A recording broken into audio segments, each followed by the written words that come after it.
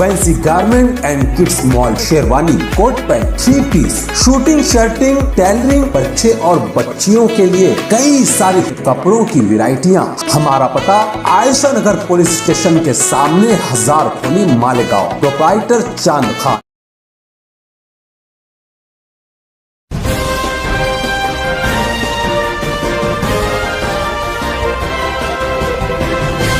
मानव समाचार, मानवता के हक में। आपण पाहत आहात मानव समाचार न्यूज चॅनल. आपले मानव समाचार न्यूज चॅनलमध्ये स्वागत. आपण आज आरोग्य खाते येथील आशा गटप्रवर्तक यांच्या संघटनेचे अधिवेशन आहे आणि या संघटनेच्या अधिवेशनाचे अध्यक्ष राजू देशले यांच्याकडनं संघटनेविषयीची जी काही माहिती आहे ती आता जाणून घेऊ. आज महाराष्ट्र राज्य आरोग्य खाते आशा आणि गटप्रवर्तक संघटना जी बैठक आयपीच्या संपन्न झाली.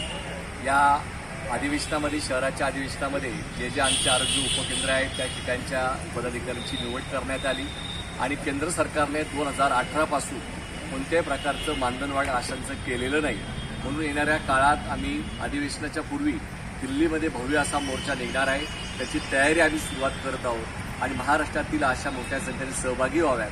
नाशिक शहरातील आशा, नाशिक जिल्ह्यातील आशा मोठ्या प्रमाणात सहभागी होण्याकरता याची माहिती देण्याचं काम चालू आहे.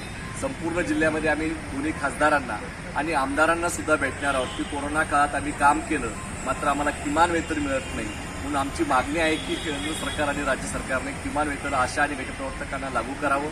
गटप्रवर्तकांना कोणत्याच प्रकारे त्यांना कामाचा मोबदला मिळत नाही, फक्त प्रवास खर्च देऊन त्यांच्याकडनं काम करून घेतलं जातं. तर सर्व गटप्रवर्तकांना किमान वेतन कामाचा मोबदला भेटला पाहिजे, आशांना किमान वेतन भेटलं पाहिजे आणि कोरोना योद्ध्यांचा सन्मान करायचा असेल तर मोफत काम करून घेणं बंद करा आणि किमान वेतन जगण्यासाठी त्यांना 21,000 रुपये प्रत्येकाला द्या.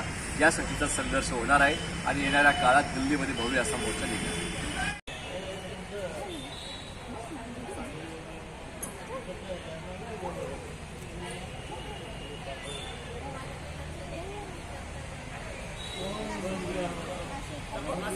प्रवर्तक एकजुटीचा, आशा व गट प्रवर्तक एकजुटीचा, हम सब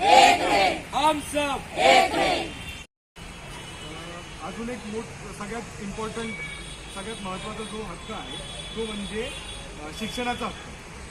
शिक्षणाचा हक्क आपल्याला 14 वर्षापर्यंत मूलभूत हक्कांमध्ये आपण घेतलेला आहे. तर 14 वर्षापर्यंत समान आहे ना, त्याच्यात भेदभाव होणार नाही.